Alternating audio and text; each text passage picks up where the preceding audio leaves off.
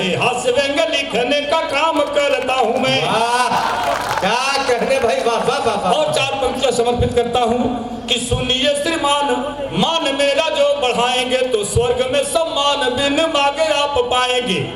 और शुक्रिया के साथ उनके लिए दुआ करेंगे, वाह वाह करेंगे जो तालियां बजाएंगे।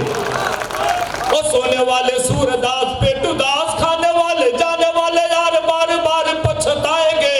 और दाद के भिखारी आशीर्वाद के पुजारी, हम खुद ना हंसेंगे पर आपको हंसाएंगे। क्या कहने भाई, वाह वाह। और हंसने की शर्त में पढ़ता हूँ कि कविता हमारी सुनकर जो हंसेंगे नहीं, गूंगे बहरे पशु या पशार कहलाएंगे। और साढ़वों का भैंसे का जन्म होगा उनका जो राधी कविता के बीच उठ कर जाएंगे। कि साढ़वों का भैंसे का जन्म होगा उनका जो राधी कविता के बीच उठ कर जाएंगे। और बातचीत शोरगुल करेंगे वो बकरी या भेड़ का ही रूप अगले जन्म पाएंगे। और पत्नी से मारनी तक खाएंगे वो 5 लात हुट जो करेंगे मुझे मंच से भगाएंगे। अरे वाह वाह वाह वाह वाह वाह। देखिए आज के जो डॉक्टर साहब, ये पति पत्नी जिनकी शादी हुई है, इनको छोड़ के कह रहा हूँ क्योंकि आज कुछ उलट फेर हो गया था, इसलिए छोड़ के कह रहा हूँ। एक बार पुनः इस आयोजन के लिए भाई दमदार बनारसी के नाम पर जोरदार आपकी तालियां, जोरदार तालियां। और मित्रों 4 पंक्तियां रखता हूँ, सुनिएगा।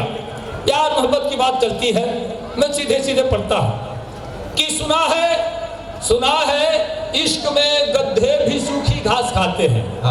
सुना है इश्क में गड्ढे भी सूखी घास खाते हैं, वो पागल लोग हैं जो प्यार में सल्फास खाते हैं। अरे वाह, अरे वाह। सुना है इश्क में गड्ढे भी सूखी घास खाते हैं, वो पागल लोग हैं जो प्यार में सल्फास खाते हैं। और मोहल्ले में हमारे एक आशिक है 72 के, रजाई ओढ़कर बादाम च्यवनप्राश खाते हैं। 4 पंक्तियां और सुना दे रहा हूँ। स्वागत। कि मुसीबत में खुद को फंसाने से पहले, मुसीबत में खुद को फंसाने से पहले न छीको कभी मुंह बाने से पहले। मुसीबत में खुद को फंसाने से पहले न छीको कभी मुंह बाने से पहले। और हसीनों की गलियों में जाओ मियाँ, पर चिल्लाओ नहीं लात खाने से पहले। हसीनों की गलियों में जाओ मियाँ, पर चिल्लाओ नहीं लात खाने से पहले। 4 पंक्ति और सुन लीजिए, नौजवान वर्ग बैठा हुआ है ज्यादा, इसलिए पढ़ दे रहा हूं कि सरासर झूठ है कि प्यार करना पाप होता है। सरासर झूठ है कि प्यार करना पाप होता है। मोहब्बत में कोई बदनाम अपने आप होता है। और यहाँ बच्चे तो होते अस्पतालों में आसानी से, अदालत में बड़ी मुश्किल से पैदा बाप होता है। आप समझ गए होंगे किसके लिए हमने कह दिया। सही। गर इश्क है तो रिस्क उठाना ही पड़ेगा। वाह। गर इश्क है तो रिस्क उठाना ही पड़ेगा, मासूक से मिलने कहीं जाना ही पड़ेगा। गर बच गए तो ठीक है दुनिया की नजर से, पकड़े गए तो लात भी खाना ही पड़ेगा। 4 पंक्तियां और सुना दे, बिल्कुल ताजी ताजी। गजब अनुभव है आपका भाई। एक शराबी को हमारे गांव में काट कर कुतिया अचानक मर गई। एक शराबी को हमारे गांव में काट कर कुतिया अचानक मर गई। और देखकर कुत्ता बहुत रोया, वहां भैंस भी उस बेवड़े से डर गई। देखकर कुत्ता बहुत रोया, वहां भैंस भी उस बेवड़े से डर गई। और गोलियां खाई थी होम्योपैथ की, सूंघ करके मुंह वो बिफर गई। बस दवा की गंध से बीबी मेरी 5 जूती मार के नैहर गई। बस दवा की गंध से बीबी मेरी 5 जूती मार कर नैहर गई। और मित्रों आज का यह अनूठा कार्यक्रम जिसके लिए मैं इतने आया तो ये तमाम सारे सीट भरते जा रहे थे धीरे धीरे। आप घंटों प्रतीक्षा करते हैं, वर्षों प्रतीक्षा करते हैं इस कार्यक्रम के लिए। और इतना अद्भुत कार्यक्रम आप एक दिन में मानिए 1 वर्ष के लिए चार्ज हो जाते हैं। हंसने से मैं भोजपुरी में मुक्तक कहता हूँ कि हीरा मोती महल अटारी, रुपया लाखों लगे होई, अजय कभू हंसते ना हो कि वो महा अभाग्य होई। अच्छा भोजपुरी कितने लोग समझते हैं, थोड़ा सा एक बार हाथ उठा के बताएं। अरे क्या सब लोग समझते हैं। अरे तो 2 मुक्तक सुन लीजिए, जब समझते हैं 2 मुक्तक सुन लीजिए। सितार मत देखी, सूर देखी, सितार मत देखी, रूप देखी, सिंगार मत देखी। इश्क के भूत जब चढ़ल होके तो लाख जूता पझार मत देखी। वाह, इश्क के भूत जब चढ़ल होके तो लाख जूता पझार मत देखी। अब बफर सिस्टम हमें बाबू साहेब मियाँ बाभन चमार मत देखी। अरे वाह वाह वाह वाह वाह वाह वाह वाह, क्या कहने भाई, वाह। अच्छा एक मुक्तक और देख ली, मोबाइल जगह जगह हाथ में लोग के बाद कौनो मिलाकर सीरियस ले लेला तो तोरे ऊपर धारा लग जाए गुरु। मित्रों, जो लोग भोजपुरी समझते होंगे, हमने बताया है कि भोजपुरी हमारी इतनी समृद्ध भाषा है जहाँ एक एक शब्द के 50-50, 60-60 पर्यायवाची है भोजपुरी में। मैंने बताया है ये सर है और ये शरीर है, ये बीच वाली कड़ी आप देखें मात्र 2 इंच, लेकिन भोजपुरी में इसके 14 नाम हैं। मऊर, मलपट, टेरुआ, गर्दन, गला, गौर, फफेला, कंठ, नरेटी, नटई, गटई, घाटी, घेट, भगेला।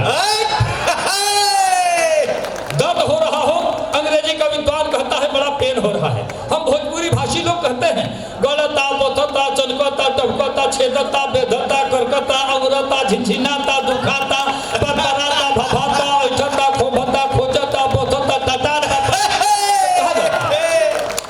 ये सब पर्यायवाची है भोजपुरी। वाह, 2 मुक्तक सुनिए। स्वागत है। खेत के हुआवरी के बोआ तके हूँ, खेत के हुआवरी के बोआ तके हूँ, बोझा बीमारी के ढोआ तके हूँ, और रिंगटोन आयल मोबाइल में एक साल की बाजा तके हूँ, कटोआ तके हूँ। मोबाइल जब से जग में आयल बा, मोबाइल जब से जग में आयल बा, यही में लोग सब भुलाइल बा। आसान से कान में सटे सबकी, हाथ हिलता मुंह बवाइल बा, हाथ हिलता मुंह बवाइल बा। जल्दी जल्दी वो कविता भोजपुरी का सुना दीजिए। स्वागत स्वागत। 2-3 मिनट की कविता एक तो सुनिए। अरे भाई, आपकी बहुत प्रसिद्ध कविता है बफे सिस्टम। हाँ, तो वो सुनाइए। एक बार थोड़ा सा ताली बजा के हमको आदेशित करें। मित्रों, ये कविता मेरी पहचान सी बन गई। भाई दमदार भाई का मैं बड़ा अभिनंदन करता हूँ। सीधे सीधे परोसता हूँ, कविता सुनिए। कविता के संदर्भ में कुछ नहीं मुझे कहना। एक मंत्री महोदय का आयोजन होता है, 50,000 की भीड़ रहती है, खाने पीने के लिए बफर सिस्टम है। यही से कविता का श्रीगणेश सुनिए। स्वागत। एगो प्रीति भोज में भाई, एगो प्रीति भोज में भाई, गईनी का सबसे बतलाई, वहाँ जाके हमरा कवन कवन दुख झेले के पड़ल, रहे मंत्री जी के खर्च, कहीं घूम घूम रिसर्च, खाली खैले खातिर कितना पापड़ बेले के पड़ल। जुटल कई हजारों लोग, हमरा देखते भइल रोग, सचहु भीड़ देख के डरे, कहनी भाग चले के घरे। सचहु भीड़ देख के डरे, कहनी भाग चले के घरे। भैया कहले अब रुको, फारा गोल अभी तक ढूको। अच्छा ढूका पे एक प्रसंग हमके याद आवे। दोनों विभाग में 50 लोग के भर्ती, 50 लोग के भर्ती रहे, 500 लोग लाइन लगा के खड़ा हो गए। अधिकारी घबराइले, बाहर जल्दी जल्दी स्लिप सटाई, कृपया कम से कम शब्दों का इस्तेमाल करें। अंग्रेजी वाला कहने मैं आई कमिंग सर, कहले गेट आउट। हिंदी वाला कहने श्रीमान जी अंदर आ सकता हूँ, बोले बाहर चलो। संस्कृत वाला अहम आगंतुक संजनम, कहले बाहर चल के विश्राम करो। भोजपुरी अलगत वाला ढूकी, बोले ढूक जो। भर्ती हो गई, इतना ऐसे कम शब्द कोनो भाषा में लिखा, 2 अक्षर में काम चला, ढूकिए तो ढूक। हाँ, भैया कहले अभी रुको, हारा गोल अभी तक ढूको। कहनी बाड़ो तू हूँ देवता, लो हमरो लिखवा दे न्योता। कहनी बाड़ो तू हूँ देवता, लो हमरो लिखवा दे न्योता।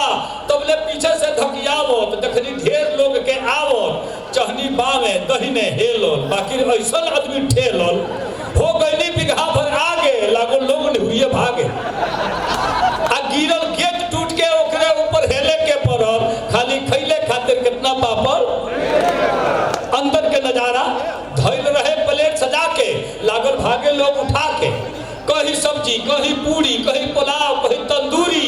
जे बरियार रहे धकियावे, जे लम्हर रहे उपावे। आई पुलिस तरफ 50। हालांकि हो संख्या बल बा ये सबके, लेकिन भगवान करे जितनी दूरी अभी है उतनी ही दूरी हमेशा हमेशा बनी है। दरअसल में पुलिस प्रशासन को देखने के बाद कवित्वें हमारी भूल जाती है। अच्छा ये आज हमको गधा बना के चालान काट दें तो 20 वर्ष हमको आदमी साबित करने में लग जाएगा। अरे वाह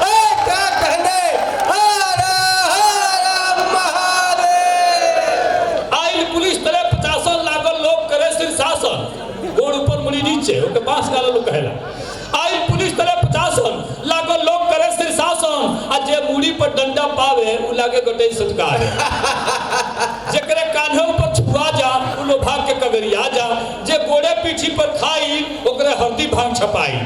केहू खून चुआवत जावे, केहू टूटल दांत दिखावे, केहू अकड़ा लागल, पुलिस का धकेले के पड़ल आ खाली खैले खातिर कितना पापड़। अब तर टूटे लगल प्लेट, ना भइल भोजन से भेंट, आ जे रहे ढेर भुखाई असली उहे लो हुकाई। जे खैले में सबसे आगे गल सबसे ढेर पिटाई, जे रहे ढेर भुखाई असली उहे लो हुकाई। हम तंदूरी पौली एक के भगनी इज्जत बढ़ाई लेके, अब भैया लो लगौले आगे, देखते पुलिस लगले भागे। कहली चलो कचौड़ी मांगो, कहले 2 माह पहले भागो। कहली चलो कचौड़ी मांगो, कहले 2 माह पहले भागो। का हो इहे है प्रतिभोज, पंखा पीठ हो गल सोज। हम कहली ई बफर कहाला, कुकुर ऐसा आदमी खाला। देखिए आप लोग शहर में जब आप सबके छोड़ के घर में, अच्छा कुकुर भोज के सूत्र आप देखिए मंच पर भी तमाम कवि बने भाई दमदार भाई एक साक्षी बने। कुकुर भोज के सूत्र केहू ना जानते हैं पूरी दुनिया में, एक सूत्र बादशाह प्रेमी खोज के निकल लें। आपको सब जाने कुकुर भोज में आपके खाए जाए के बाद हम पहले तो मैं काशी की संस्कृति को सलाम करूंगा। मतलब इतनी पुरानी संस्कृति सभ्यता यहाँ पे प्रदर्शित हो रही है हर चीज़ में, और मंच पे जितने भी सम्माननीय लोग हैं उनको बधाई देना चाहता हूँ कि उन्होंने इस प्रोग्राम का आयोजन किया। इसके अलावा HDFC बैंक और जो भी आयोजक हैं यहाँ पे सबको एक धन्यवाद देना चाहता हूँ। देखिए आज का जो युग है वो तो आपको सबको पता ही है कि इंटरनेट युग है। मतलब हम लोग जहाँ भी है इंटरनेट के बिना कोई काम नहीं हो रहा है। तो उसकी वजह से क्या होता है कि मतलब हमारी जो पब्लिक इन्फॉर्मेशन है, प्राइवेट इन्फॉर्मेशन सब पब्लिक हो जा रही है। मतलब प्रोफाइल हम बना रहे हैं, और इसके अलावा जो है जो जगह जगह हम लोग वाईफाई यूज़ करते हैं, इंटरनेट यूज़ करते हैं, तो जितना ज़्यादा हम उसको ओपन करते हैं उतना ज़्यादा बाहर के जो अटैकर हैं उनसे वल्नरेबिलिटी बढ़ती है। अब जैसे आजकल जो चीज़ें बढ़ रही हैं, डिजिटल अरेस्ट हो गया, तो डिजिटल अरेस्ट में क्या है, ऐसा कुछ फिनोमेना है नहीं, डिजिटल अरेस्ट नाम की कोई चीज़ नहीं है। लेकिन होता क्या है उस टाइम पे जो साइबर क्रिमिनल है वो इतना बड़ा मेंटल ट्रॉमा क्रिएट कर देता है कि आदमी के अंदर जो मेंटल वो है ना, मतलब वो मेंटली बड़ा दिक्कत में आ जाता है, और फिर उसके बाद उसकी बताई बातों को मानने लगता है। तो इसका एक तरीका ये है कि जब भी ऐसा कुछ लगे कि आपको कि ऐसी कोई घटना घटित हो रही है, सबसे पहले तो अपने आप को उस मेंटल ट्रॉमा से निकालने की कोशिश करिए। मतलब उसकी कंटिन्यूटी को ब्रेक करिए। जैसे उसमें होता क्या है ना कि वो बोलते हैं कि आप आधे घंटे में पैसे ट्रांसफ़र करिए या फिर 1 घंटे में करिए, तो उसको टाइम को बढ़ाते जाइए। अपने लोगों से वार्तालाप करिए, उसमें पुलिस को सूचित करिए। तो अगर आप उस कंटिन्यूटी को ब्रेक करेंगे तो आपकी उसमें क्या होगी ना, मेंटल एबिलिटी बढ़ेगी और आप उसको बाहर बताएंगे, पुलिस के पास जाएंगे, 1930 पे कॉल करेंगे। लेकिन अगर आप उसी चक्रव्यूह में फंसे रहेंगे तो होगा क्या कि आपको पता नहीं लगेगा उस टाइम में, लेकिन जब आपको रियलाइज़ होगा कि ऐसा तो मेरे साथ साइबर फ्रॉड हो गया इतने का, तो वो एक बड़ी समस्या की तरह आ जाता है और कभी कभी काफ़ी लोगों की जमा पूंजी पूरी खर्च हो जाती है। तो इसके लिए आपको सतर्क रहना है। और आजकल क्या है ना कि मतलब कोई भी किसी भी लिंक पे क्लिक कर देता है और कहीं से भी कोई अननोन सोर्स से कोई डेटा आता है, कोई भी इमेज आ रही है, उस पर क्लिक ना करें। उसमें ये होता है कि अगर कोई लिंक आ रहा है तो वो आप लिंक को क्लिक करते हैं तो वो एक बग रहती है, वो बग के थ्रू आपका पूरा डेटा निकाल लेते हैं।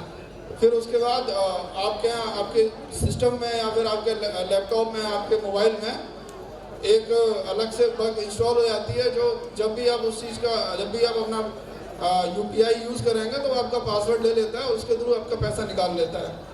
तो अब इन सब चीज़ों का ध्यान रखें कि कहीं भी पब्लिक प्लेस पे कभी मतलब जैसे अपना इंटरनेट यूज़ कर रहे हैं या फिर पब्लिक वाईफाई का प्रयोग कर रहे हैं तो ज़रा सावधानी बरतिए उस चीज़ में। और सबसे बड़ी बात यह है कि हम जितने जागरूक होंगे उतना ही हम लोग इस चीज़ से बच सकते हैं, क्योंकि जागरूकता ही इसका बचाव है। इसलिए जैसे चीज़ है ना कि आपको डरना नहीं। अगर किसी के साथ ऐसा फ्रॉड होता है तो ये नहीं कि आप पब्लिक शेमिंग होती है लोगों की, कि मतलब पब्लिक को पता लगेगा तो वो सोचेंगे कि इसके साथ तो ऐसा कुछ हो गया है। तो ऐसा मत सोचिए। आजकल ये बहुत ही कॉमन फिनोमेना है, इसीलिए आप बिना वेट किए, सबसे बड़ी इंपॉर्टेंट बात, बिना वेट किए तुरंत के तुरंत उसकी इन्फॉर्मेशन दीजिए। 1930 पे कॉल करिए, cybercrime.gov.in पे आप कंप्लेंट रजिस्टर करिए, NCRB पोर्टल पे जाइए, हमारे थाने पर आइए, साइबर क्राइम थाने पर कंप्लेंट करिए, साइबर सेल की हेल्प लीजिए। तो अगर आप ऐसा कुछ होता है तो इसमें अगर इन सब प्रक्रियाओं को अपनाएंगे तो बहुत जल्दी क्या होगा, आपका पैसा जो गया है वो होल्ड हो जाएगा। जितना जल्दी आप कंप्लेंट करेंगे उतना मैक्सिमम पैसा होल्ड होता है और उतना रिटर्निंग की कैपेबिलिटी बढ़ती है। अगर आप उसमें लेट करते हैं तो इसमें ये है ना, प्रोसेस ये ऐसा होता है कि जितना आप टाइम लाएंगे उतनी जल्दी पैसा ट्रांसफ़र होता रहता है। जैसे किसी के अकाउंट से पैसे निकले तो जो क्रिमिनल्स हैं वो क्या करते हैं, साइबर क्रिमिनल, उनके एल्गोरिदम चलते रहते हैं, मतलब मिनट्स में ट्रांजेक्शन होते हैं। कभी एक अकाउंट से दूसरे अकाउंट में ट्रांसफ़र किया, दूसरे अकाउंट से तीसरे अकाउंट में ट्रांसफ़र किया, तो लेयर बाई लेयर ट्रांजेक्शन होता है। और अगर ज़्यादा लेयर में ट्रांजेक्शन होता है तो वो लोग ATM से पैसा विड्रॉ कर लेते हैं, और जब ATM से पैसा विड्रॉ हो जाता है तो हमारे पास बहुत कम साधन होते हैं कि उस चीज़ को इम्प्लीमेंट करके रिफंड करवाएं।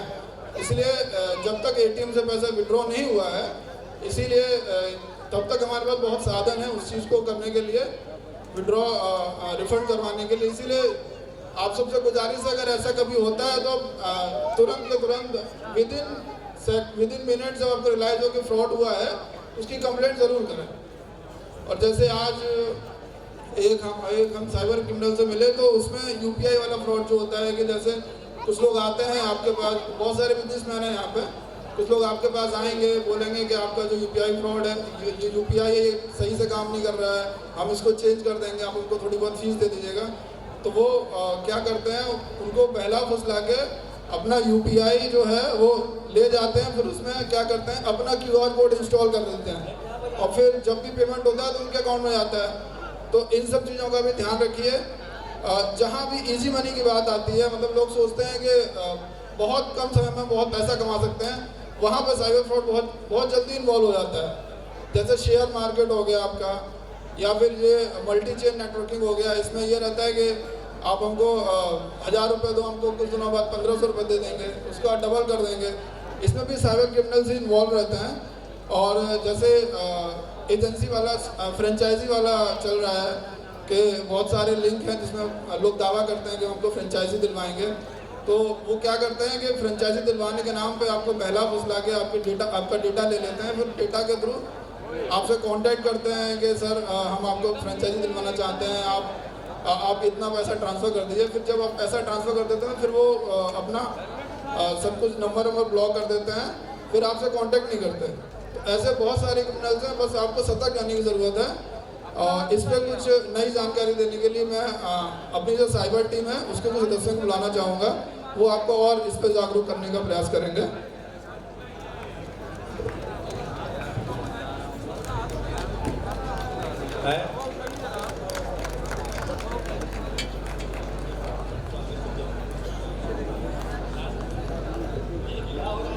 हेलो, सभी को जय हिंद। हम साइबर क्राइम थाने से आए हुए हैं। इस मंच पे आप लोगों को 2 मिनट का मैं साइबर जागरूकता के संबंध में बताता हूँ। थोड़ा फॉलो करेंगे तो मुझे लगता है कि आप लोगों को फायदा होगा, हमें भी फायदा होगा। अब ये सोचेंगे हमें क्या फायदा होगा, अरे मेरा समय बचेगा और हम कुछ और कार्य में अपना एनर्जी लगाएंगे।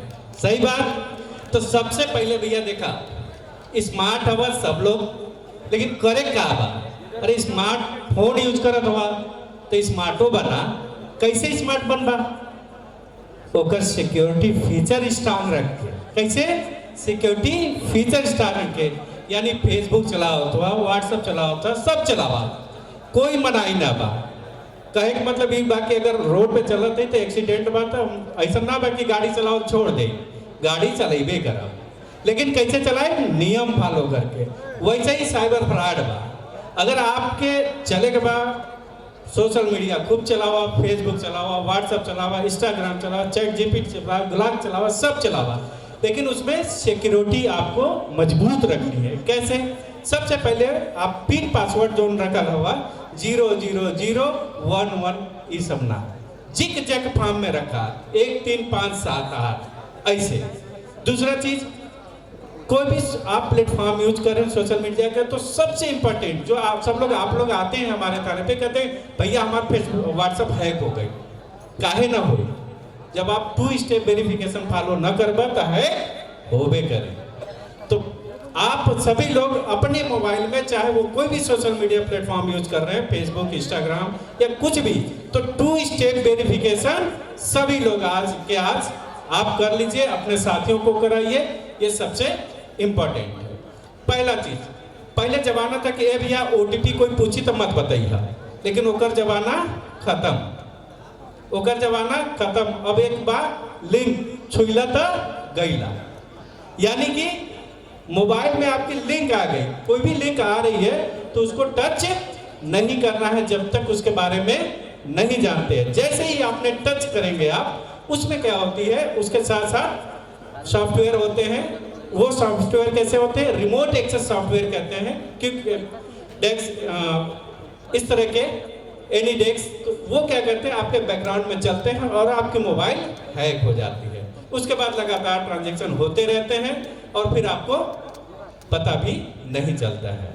लास्ट में थोड़े समय में समय का अभाव है, बता दूं कि अगर आपके साथ साइबर फ्रॉड हो जाती है, बिल्कुल घबराना नहीं है। बिल्कुल जैसे एक्सीडेंट आपके साथ हो जाती है, ठीक वैसे ही आप क्या करते हैं, तुरंत सबसे पहले प्रायोरिटी होती है कि उसको उठाइए और कहाँ ले जाइए, हॉस्पिटल।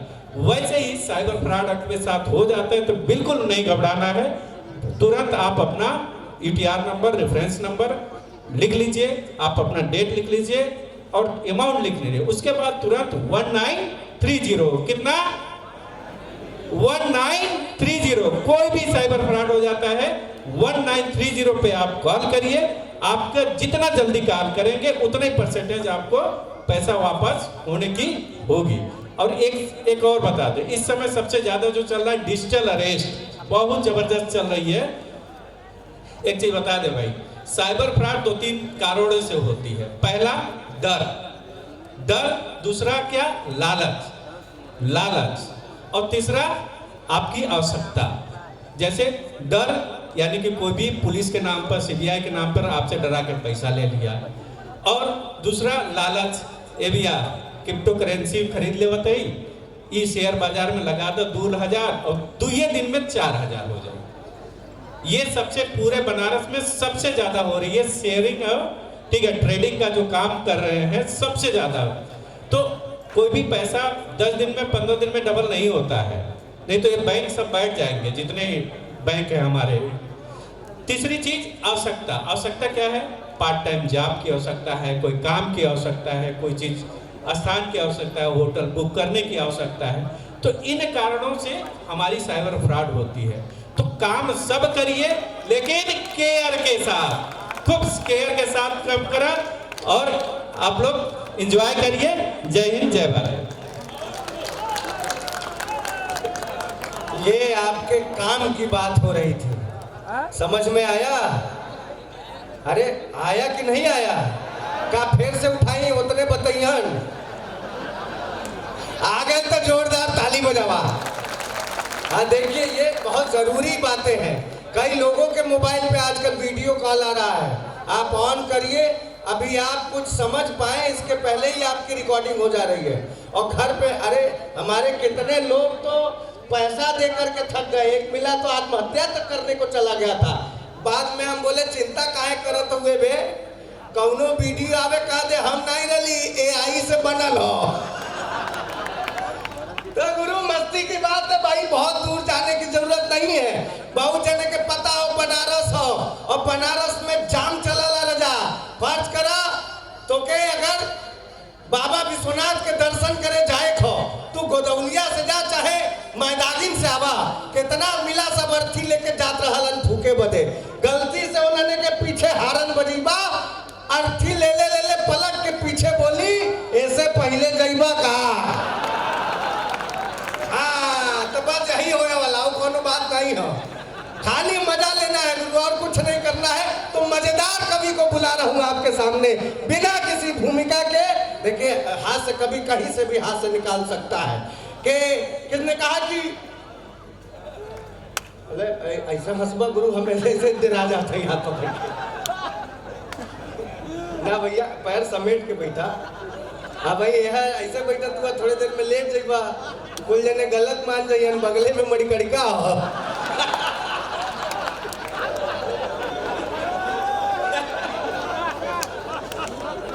इनकर वार्ड और वार्ड नंबर 47। तो ना 4 लाइन दे करके मैं विनोद पाल जो दिल्ली से चल करके आए हमारे बीच में, उनको आवाज देता हूं कि ने कहा कि इज्जत पे खानदान के बट्टा लगा दिया। इज्जत पे जितनी मस्ती से सुनेंगे आप, दोगुनी मस्ती आप तक पहुंचेगी, इस बात की गारंटी कि इज्जत पे इज्जत। अरे यार अब हम मरते 3 बार इज्जत इज्जत बोल चुके यार। इज्जत पे खानदान के बट्टा लगा दिया, बीबी का हार बेचकर सट्टा लगा दिया। मैंने कहा कि यार गलत काम छोड़ दे, साले ने मेरे कान पे कट्टा लगा दिया। जोरदार ताली।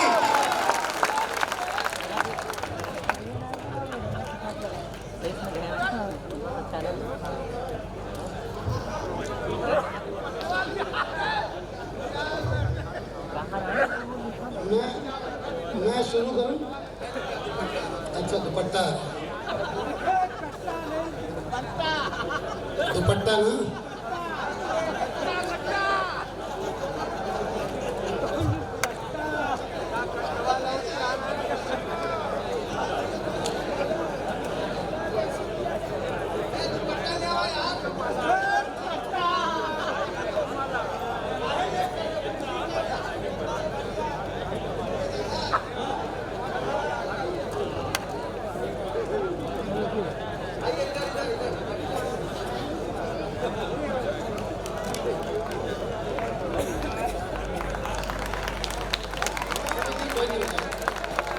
अरे इसे ठीक कर दे यार।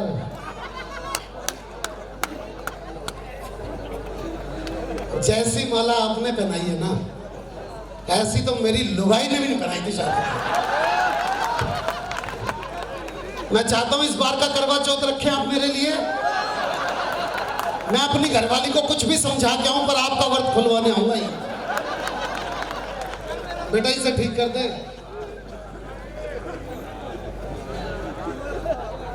हेलो, अरे अब तो केजरीवाल नहीं रहा दिल्ली में, अब तो कर दे ठीक है सर। ठीक है, अब तुझे तेरी गर्लफ्रेंड की कसम, अब इसे हाथ मत लगाएगी बस। आप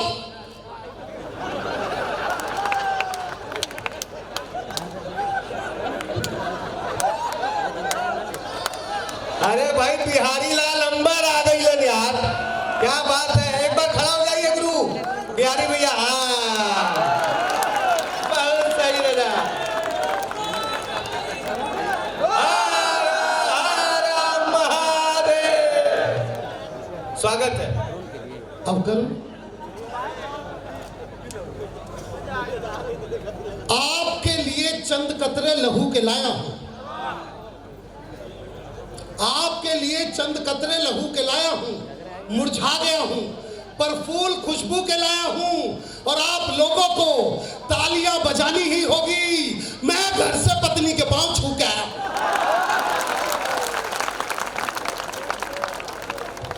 और ये उन्हीं लोगों ने ताली बजाई है जो मेरी तरह है।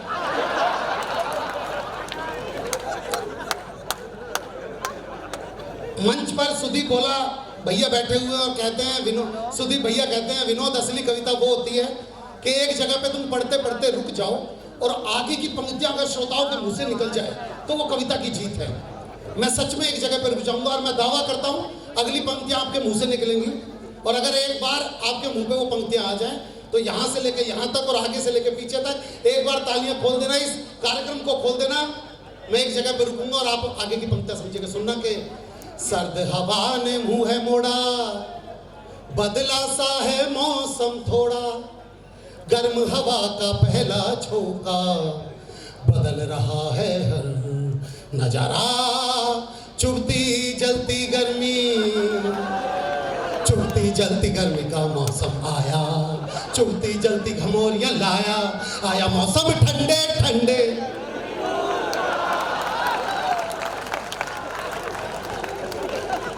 पर मैं सच में कह रहा हूं मैं दिल्ली से हूं, मैं ऐसी 4 पंक्तियां सुना सकता हूं कि एक जगह पे मैं रुक जाऊंगा, आगे की पंक्तियां आप सब समझ जाएंगे। कि दिल्ली की एक लड़की ने दूसरी लड़की से पूछा कि तू जिस लड़के से प्यार करती थी तूने छोड़ क्यों दिया? तो लड़की ने जो जवाब दिया वो 4 पंक्तियों में 3 पंक्तियां मेरी और चौथी अगर आप समझ जाओ तो एक बार तालियां। लड़की ने बोला भाई तू जिस लड़के से प्यार करती थी तूने छोड़ क्यों दिया? लड़की ने जवाब दिया कर्जे में उसका एक एक बाल निकला, कहां का धनी था वो तो कंगाल निकला, और मैं ही थी जो मोदी की तरह गरजती रही वो तो खांसने वाला।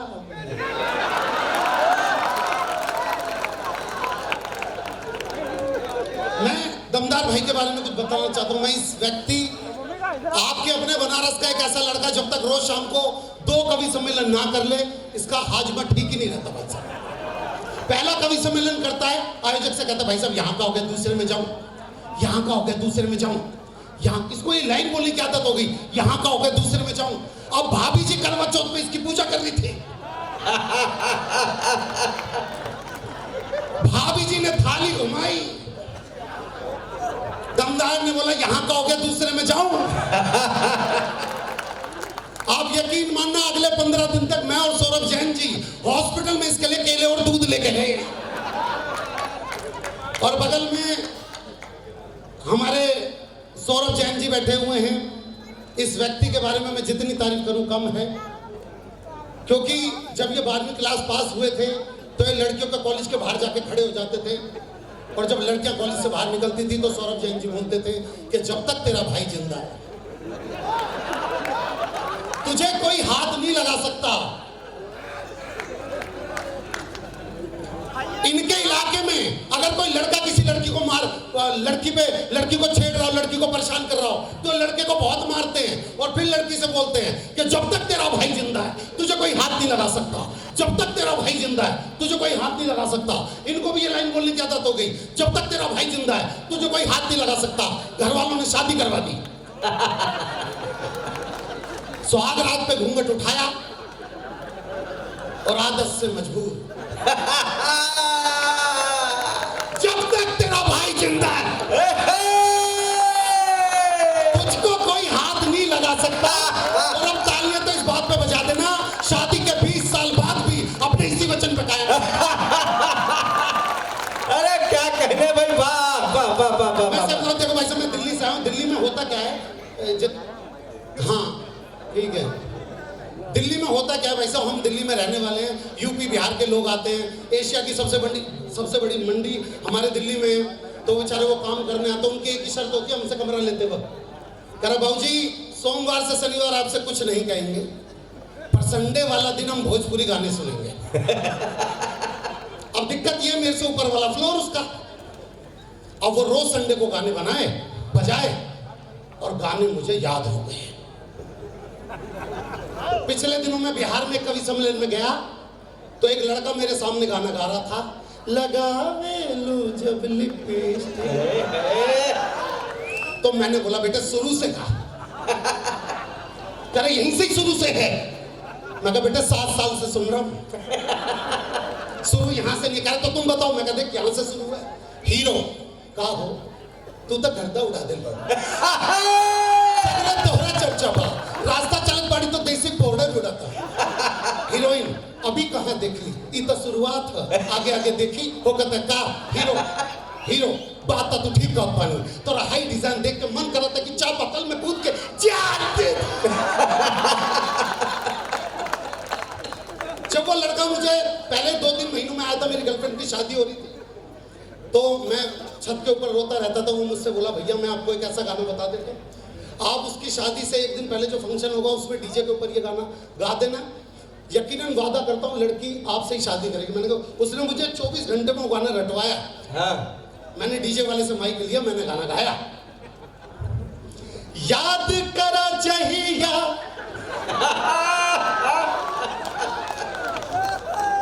कुआर रहिलू, अरे पियावा से पहले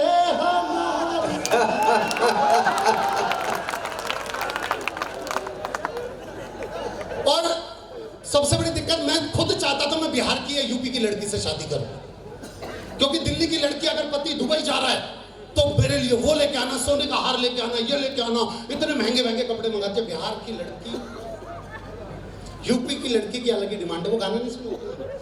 गर्मी से बेहाल बनी, फूकत फूकत चूल गैला भूल राजा जी,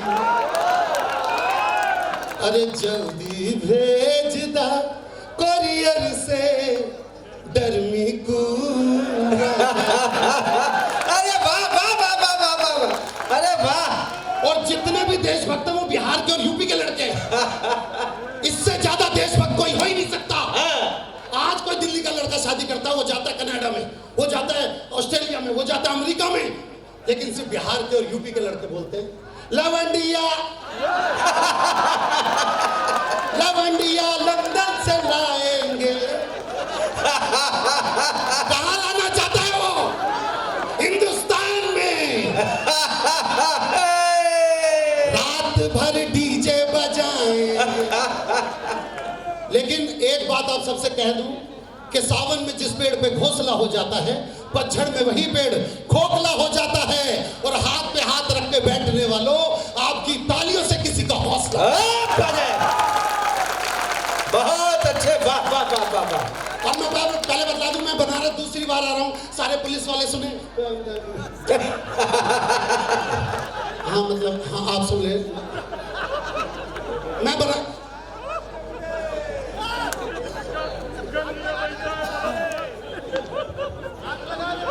माइक का है। उसकी शादी किसी और से होगी, जहां मैं बद्दुआ दे रहा हूं।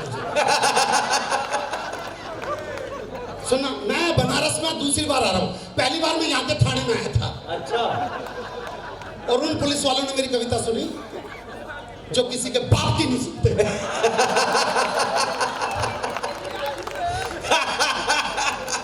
और उसके बाद इन्होंने मुझे पेमेंट भी दी। उस दिन मुझे पता चला कि यहाँ की पुलिस देती भी है। तो पुलिस ने मुझे खाकी कलर के लिफाफे में पेमेंट दी भाई साहब। अच्छा। अब मैंने देखने के लिए कि पुलिस वालों ने कितने पैसे दिए, उस खाकी से लिफाफे का छोटा सा कोना फाड़ा था। हाँ। पीछे से कांस्टेबल ने मेरी गुद्दी पकड़ ली, बोला बेटे सरकारी कागज फाड़ दिया।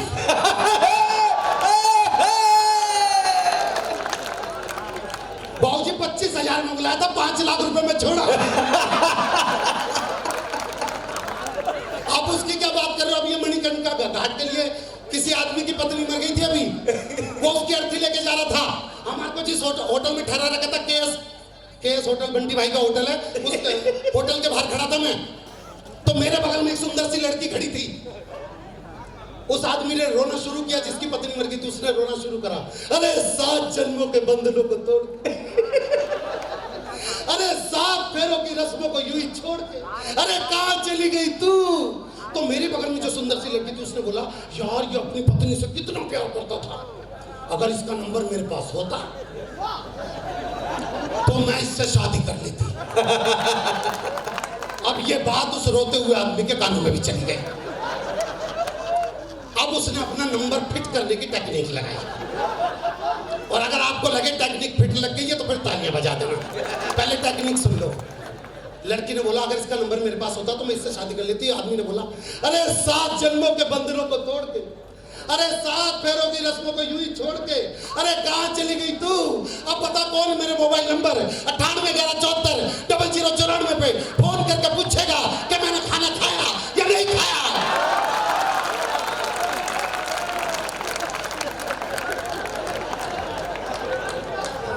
लड़कों के जीवन में 3 गाने आते हैं। लड़कों के जीवन में 3 गाने आते हैं। पहला गाना हर लड़के के जीवन में आता है, हो एक लड़की को देखा तो ऐसा लगा। फिर दूसरा गाना उसके जीवन में तब आता जब उसी गर्लफ्रेंड से उसकी शादी हो रही है। शहनाइयों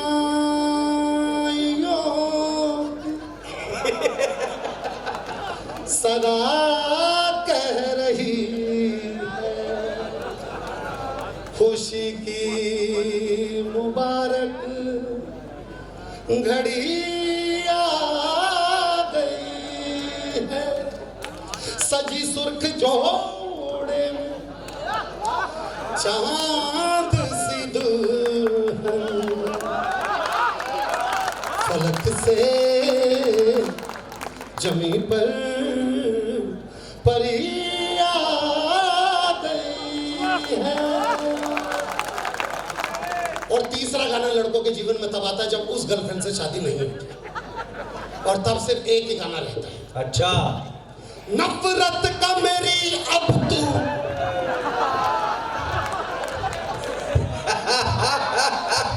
अरे वाह, काम देखेगी ठुकरा के मेरा प्यार मेरा इंतकाम देखे।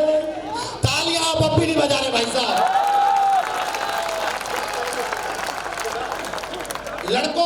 लड़कों की दो तरह की आवाजें होती हैं। हाँ, किसको बतला रहे हो?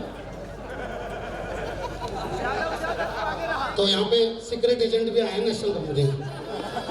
लड़कों के दो तरह की आवाज होती है लड़कों की। दिन भर कैसे बात करेंगे? तेजस्वर इधर आ, सुनील इधर आ। और रात के 10 बजे पता है सारे लड़के मोबाइल फोन पे कैसे हो जाते हैं?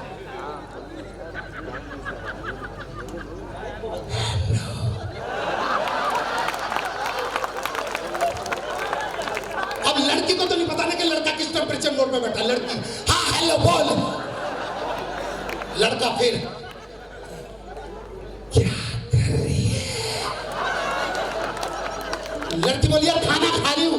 अब ये पता चल गया खाना खा रही हूं, फिर भी खाने में क्या खा। लड़की कह रही तो ऐसे बदतमीज रहेगा क्या जिंदगी भर? ये जान के क्या कर लेगा मैं खाने में क्या खा रही हूँ? कोई जनरल नॉलेज की बात कर ले। लड़का बोला अच्छा जनरल नॉलेज की बात। So when you insure your vehicle from the company and you don't claim the whole year, so company provide 20% no claim bonus. It is not after every year.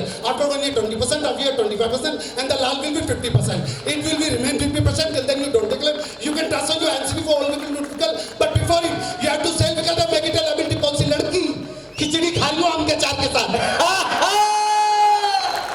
क्या कहने भाई, वाह वाह वाह वाह वाह। अब देखो यहां से ना एक छोटी सी शुरुआत करूंगा। जिस तरह के कवि सम्मेलन हो रहे हैं, मेले का कवि सम्मेलन आप सब देख रहे हैं, यहाँ पे हम घाट पे बैठे, कई बार हम गलती जगह पे फंस जाते हैं। कई बार हम मेले के कार्यक्रम में थे, बगल में एक सर्कस भी चल रहा था। भाई साहब ये सुनना, सुदीप भैया, तो हम कवि सम्मेलन में थे, बगल में एक सर्कस चल रहा था और माइक की आवाज बीच बीच में जा रही थी, लेकिन सर्कस की आवाज पूरा काम कर रही थी। अब आयोजक ने मंच से बोलने की तैयारी करी। अब आपके बीच में आ रहा है हंसी का वो जादूगर। तभी माइक बंद हुआ, सर्कस में से आवाज जो अब गुलाटियां मार मार के आपको हंसाएगा। अगले ओज के कवि की बारी आई। संचालक ने बोला और अब आपके बीच में मैं लेके आ रहा हूं एक ऐसा कवि जो देशभक्ति की बातें करेगा और जो माइक की आवाज गई, सर्कस में आवाज है, जो अपने मुंह से आग के अंगारे निकाल के फेंकेगा। ऊपर से ये और बोल दिया सोनू इस तरफ फेंकियो, पिछली बार तुमने टेंट जला दिया था। लेकिन आखिरी पंक्ति जिसपे आप सबका आशीर्वाद चाहिए, जब कवित्री की बारी आई तो संचालक ने बोला और अब आपके बीच में आ रही है वो कवित्री। माइक की आवाज गई, सर्कस में से आवाज आई, जो गोद में 2 बच्चे लेकर रस्सी पे चल के दिखलाए। और अब एक दृश्य आपके बीच में देखिए, दृश्य क्या होता है। पहले तो 2 वानगी देख लीजिए। आपने पिछले दिनों देखा कुंभ हुआ। कविता क्या होती है, यहाँ बैठी हुई सारी महिलाओं के मुंह से विनोद भैया, आप इतना शानदार पढ़ रहे हैं कि ये लोग रात भर आपको सुन सकते हैं। हाँ ठीक है, लेकिन आपकी एक वो जो कविता है विदाई वाली, हाँ, वो कविता जरूर सुनाइए। उसके बाद हाँ वो सुना, लेकिन पहले वानगी सुना दो। अरे पहले विदाई सुनाओ। बस नहीं, 2 वानगी है, बस 2 वानगी। अरे वो बस जाइए यार। अच्छा ठीक है।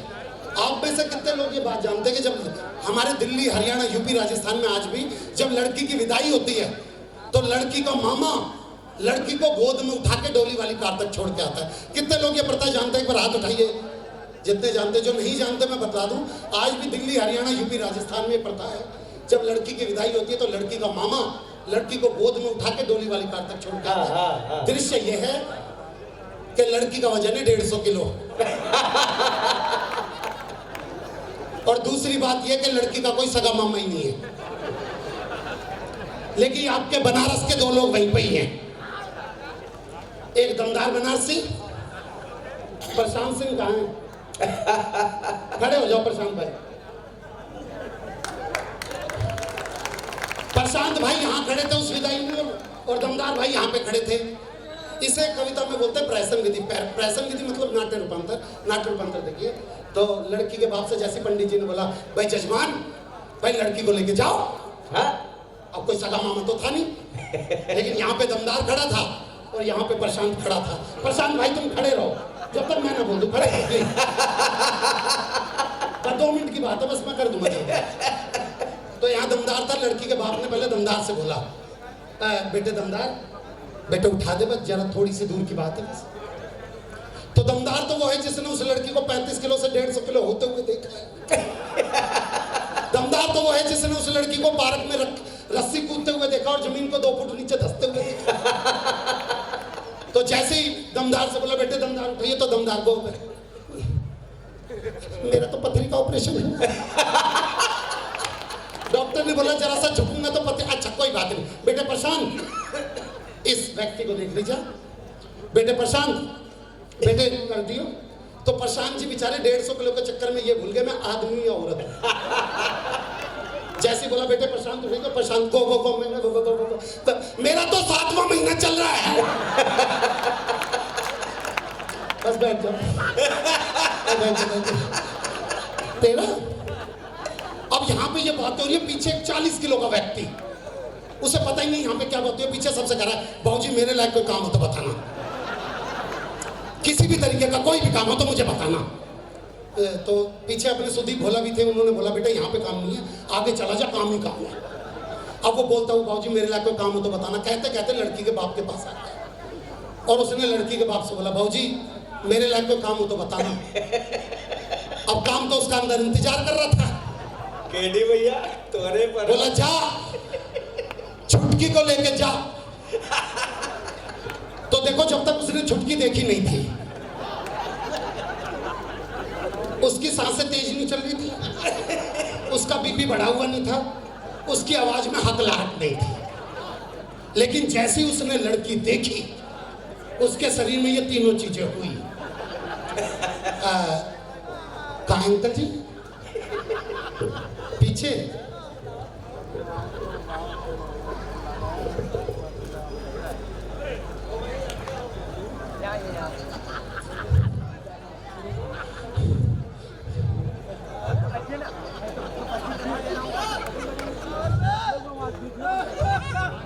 क्या करना है अंकल जी? उठानी है?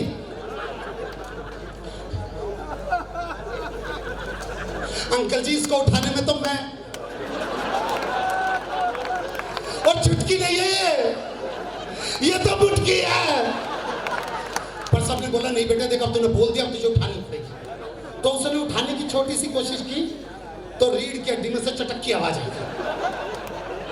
पर अपने ये वाले पुलिस वाले भाई साहब जो लाल जैकेट वाले के साथ में बैठे, ये आए और इन्होंने, इनको लगा कि उसका कॉन्फिडेंस वीक हो रहा है, वो उठा नहीं पा रहा। इस पुलिस वाले ने गाना गाया सुल्तान फिल्म का, कॉन्फिडेंस बढ़ाने के लिए। धूम में तेरे मिट्टी, मिट्टी में तेरा धूम, ऊपर अल्लाह नीचे धरती, बीच में तेरा जुनून। भाई साहब उसने लड़की उठा ली। वो लड़की को लेके आधे रास्ते तक ही गया था कि तभी लड़की के मन में फिर मम्मी के प्रति प्यार जगा। वो उसकी गोद से उतर के मम्मी कहती, वापसी भाग के आ गई। लड़की का बाप बोले चले, क्या करे ले, क्या मतलब? अंकल जी जो चारों लाइटें जल रही इसके नीचे तक तो लेके आ गया था। कह रहा दोबारा से उठा, दोबारा से उठाने की कोशिश नहीं हो रही। तो अब की बार अपने आई ये वाले पुलिस अधिकारी। बड़े काम बड़े लोगों को दिए जाते भाई साहब। इन्होंने गाना गाया मेरी जंग फिल्म का, अनिल कपूर वाला। पहले तो इन्होंने माइक पकड़ा और गाया, ओ,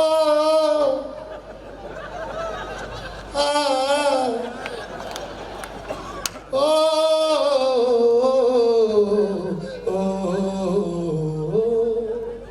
ओ, जीत जाएंगे हम अब जिसने उठा रखी है उसकी आवाज।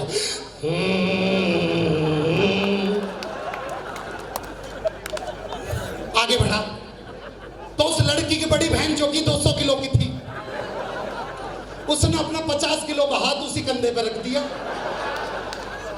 और चलते हुए बड़ी बहनें शिक्षा देती हैं। बड़ी बहन बोलिए, देख, ससुर को पिता की तरह देखियो, सास को मम्मी की तरह देखियो, भाई को देवर की तरह देखियो, देवर को भाई की तरह देखियो। और नंदको को बोला, तुम लिख के दे दो, मैं काटी में दे दूंगा। थोड़ा सा आगे बढ़ा तो लड़की का बाप रो रहा, बट बेटी की विदाई पे लड़की का बाप रोता है। लड़की का बाप बोला, मेरी भूल सी बच्ची। अच्छा, भूल सी बच्ची सुनकर तो उसका खून सूख गया जिसने उठा रखी थी। बोला, कौन सी बच्ची? कह भूल सी। कह तेरी इस भूल सी बच्ची ने ना मेरी छाती पे फूल रखने वाले काम कर रखे शमशान घाट में। थोड़ा सा आगे बढ़ा तो पंडित जी आए। पंडित जी बोले, जजमान, मुझे लग रहा है इस लड़की को उठाने में बहुत ज्यादा कष्ट भोग रहे हो, मैं भी हनुमान चालीसा पढ़ देता हूँ, आप इसे गेट तक लेके पहुंच जाओगे। वो बोला, भाई महामृत्युंजय का जा पाता हो तो पढ़ दो एक बार। अब वो बिल्कुल गेट पे पहुंच गया, उसकी आंखों में चमक के बस अब तो लड़की उतरने वाली है। पीछे से फिर किसी ने आवाज लगा दी, अरे भाई लड़की की दादी कुछ कहना चाह रही है। कह रहा, भैया मेरी सुपारी उपारी ले रखी है क्या? अब लड़की की दादी ने आकर रोना स्टार्ट किया। कर भैया क्या हो गया? कर भैया बुजुर्ग औरत सांस फूल रही है। कर किसी की उखड़ भी तो रही है। अब दादी ने एक गाना गाया जो हर लड़की की विदाई पे बूढ़ी औरत गाती है पीछे से, ओ मेरी चिड़िया उड़ गई रे। बोला, किसी के तोते भी तो उड़ा रही है। मगर दोस्तों, जाने से पहले सिर्फ एक बात बोलना चाहूंगा आपसे। एक गलती हम सबसे हुई, बस उस गलती को सुधारें हम। हमने बेटियों को तो उनकी हदें बता दी, पर शायद बेटों को उनकी हदें बताना भूल गए। जिस दिन ये देश बेटियों को उनकी हदें बताना शुरू कर देगा, कोई बेटी जलाई नहीं जाएगी, कोई बेटी दहेज के लिए घर से निकाली नहीं जाएगी, हर बेटी को सम्मान मिलेगा, हर बेटी इस देश का। मैं बस 4 पंक्तियां आपको सुना के अपनी जगह पे बैठना चाहता हूँ। 4 पंक्तियां क्या, सारे पुरुषों के नाम। क्या खुद अपने चरित्र पर ही मूंग दल रहे हो तुम, खुद अपने चरित्र पर ही। मेरा लिखना सार्थक हो जाएगा अगर आप सब तक ये 4 पंक्तियां पहुंच जाए। क्या खुद अपने चरित्र पर ही मूंग दल रहे हो तुम, अच्छे हो तो क्यों फितरत बदल रहे हो तुम। अगर एक लड़की तुम्हें देख के रास्ता बदल रही है तो ये जान लो गलत रास्ते पर चल रहे हो तुम, ये जान लो गलत रास्ते।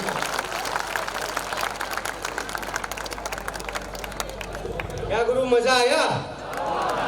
एक बार जोरदार ताली बजे विनोद पाल के लिए।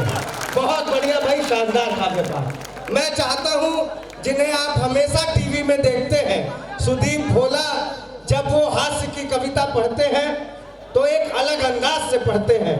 मैं उन्हीं को बुलाऊं, लेकिन उसके पहले मैं चाहता हूं हमारे बीच में ये जो देश के रक्षक हैं और अभी आपको ज्ञान की बात बता रहे थे, उनका सम्मान हो जाए। आदरणीय एसीपी साहब, ये साइबर सेल के हैं, विजय प्रताप सिंह जी आ जाए मंच पर। मैं अपने उपाध्यक्ष आदरणीय डॉक्टर रमेश दत्त पांडे जी से आग्रह करता हूं कि इनको पगड़ी पहना करके, माला पहना करके और दुपट्टा उड़ा के सम्मानित करें। आदरणीय राजीव सिंह जी, ये भी साइबर थाने से हैं। आदरणीय शेखर जी आ जाइए। हाँ, और स्मृति चिन्ह भेंट कर दे। हमारे बीच में 2-3 लोग हैं जो हमारे अतिथि हैं, जैसे अतीन्द्र चतुर्वेदी जी हैं, प्रणय पांडे जी हैं। मैं इनके हाथों चाहता हूं कि हमारे बीच में जो प्रभाश्री की डायरेक्टर हैं आदरणीय प्रियंका अग्निहोत्री जी, इनको भी एक मोमेंटो और दुपट्टा भेंट किया जाए।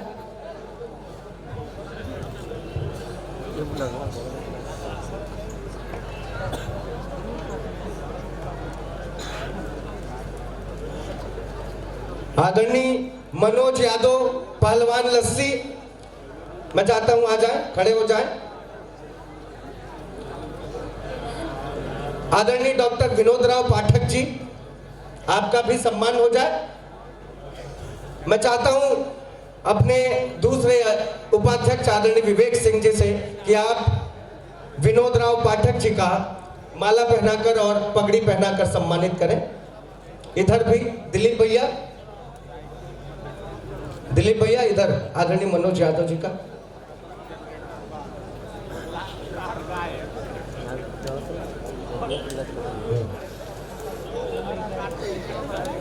हाँ,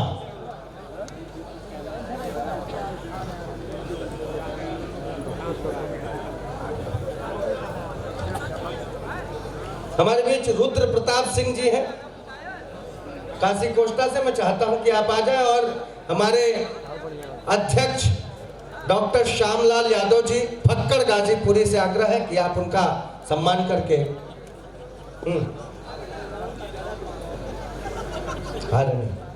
भैया लाओ भाई, अनय दुपट्टा और वो सब ले आओ, सम्मान का माला पगड़ी ले आओ, मोमेंटो।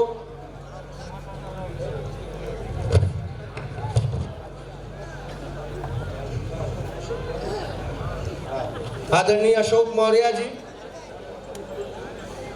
अशोका इंस्टीट्यूट के फाउंडर।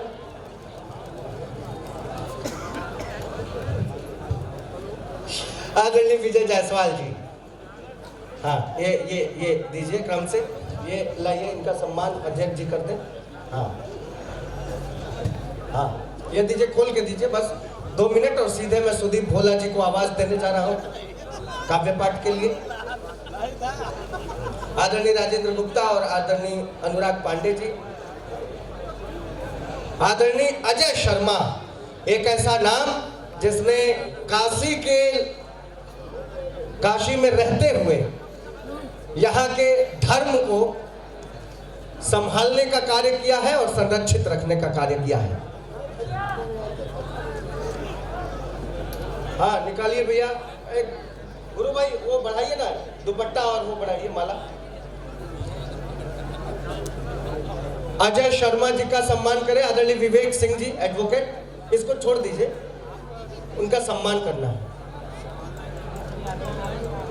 प्रशांत भैया, सम्मान का सामान आगे नहीं बढ़ रहा है, उधर है अजय भैया, उधर है अजय भैया, आगे आ जाइए। अजय शर्मा जी,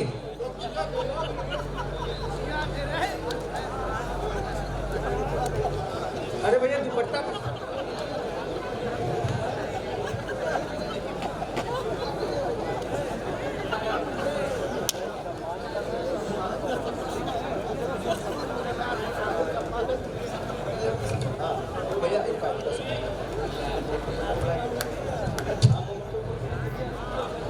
दादा कहाँ गए?